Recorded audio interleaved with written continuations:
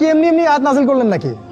আল্লাহ পাক খুব ভালো করেই জানেন ছেলেদের চেয়ে মেয়েদের সংখ্যা বেশি হবে, অনেক ছেলে মারা যাবে, মেয়েরা সমাজে বেঁচে থাকবে। কত অসংখ্য এতিম মেয়ে সমাজে পড়ে আছে, অসংখ্য বিধবা মেয়ে সমাজে পড়ে আছে। ওদের দায়িত্ব নিতে হবে না? কে নিবে ওদের দায়িত্ব? যদি ছেলেরা দায়িত্ব না নেয় কে দায়িত্ব নিবে? ওই মেয়েগুলা কি সমাজের প্রজাপতি হয়ে থাকবে? ওরা কি পতিতালয়ের সম্পত্তি হবে? ওদের অধিকার নাই? এখানে অধিকার দিলে আমরা চরিত্র খারাপ হয়ে যায়। আর এদের সাথে তোমরা সারা দেশে এবং বিশ্বে জেনা করে বেড়াচ্ছ, এগুলাতে চরিত্র খারাপ হয় না। একটা ছেলে বিয়ে করার পরেও 10টা মেয়ের সাথে পরকীয়া করে, এটাতে চরিত্র খারাপ হয় না। কিন্তু যদি আরেকটা বিয়ে করে তখন সমাজের মানুষ তাকে বাঁকা চোখে দেখা শুরু করে।